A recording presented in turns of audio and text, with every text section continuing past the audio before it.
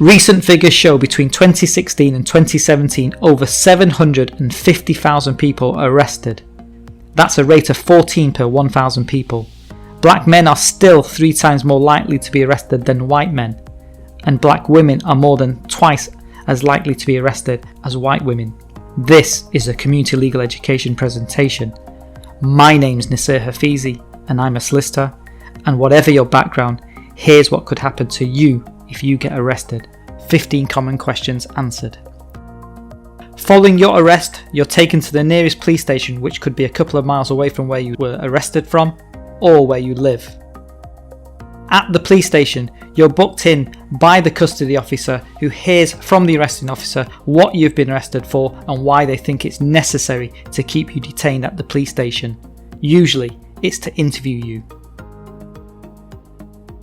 Your rights include your right to a copy of the police codes of practice, your right to free and independent legal advice, and your right to have someone informed of your arrest.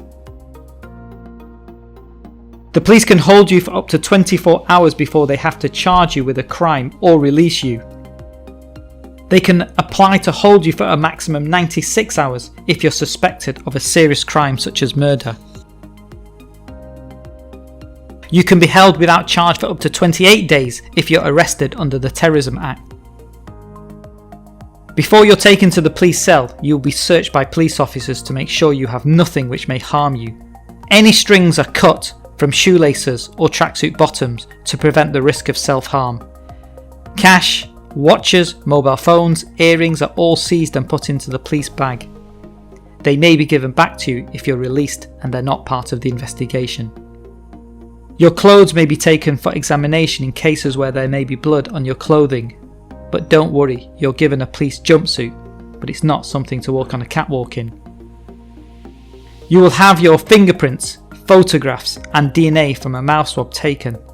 The police don't need your consent to take these, and they can use reasonable force to take them from you. Resistance is futile.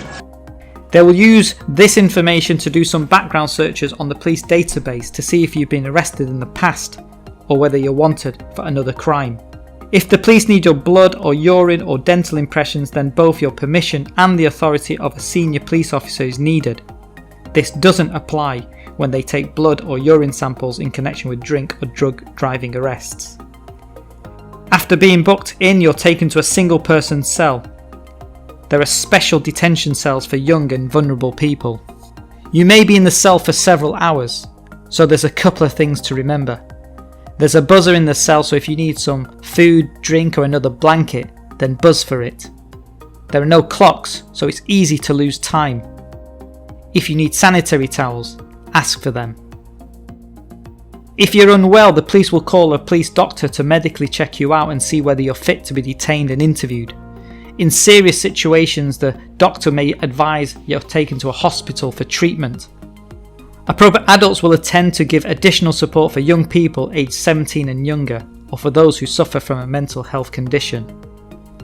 Never go into a police interview without getting legal advice, so ask the police to call a solicitor to attend either one you know or the duty solicitor.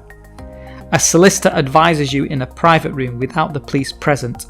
The solicitor will explain the offence for which you've been arrested for, any possible defences, what the police have told your solicitor about the allegation, and importantly, the solicitor advises you whether to answer questions or to say no comment. Anything you say to the solicitor privately is confidential unless you instruct the solicitor otherwise. Solicitors are free, so get one.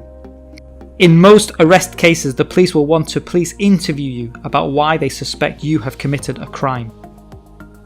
When the police interview finishes, you're taken back to the cell, and then there can be a very long wait before a decision is made about what to do with you. The following decisions can be made after the interview: to charge you with the offence and give you a court date to attend with or without police bail, to release you on police bail or on investigation, or to caution you if you have admitted a minor offence and are sorry, or to take no further action.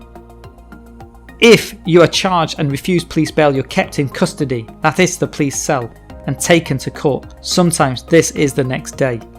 If you are 17 and under and the police charge you and refuse bail, the police must arrange for you to be held in local authority accommodation if possible before you go to court. If you have been bailed or released, you will have to make your own way back home. If you are a young person and you have no one to take you home, then the police will take you home. And finally, thank you for watching. Please subscribe to Community Legal Education and check out more videos in the series and many more. Remember to speak to a solicitor if you need legal advice, and may the justice be with you.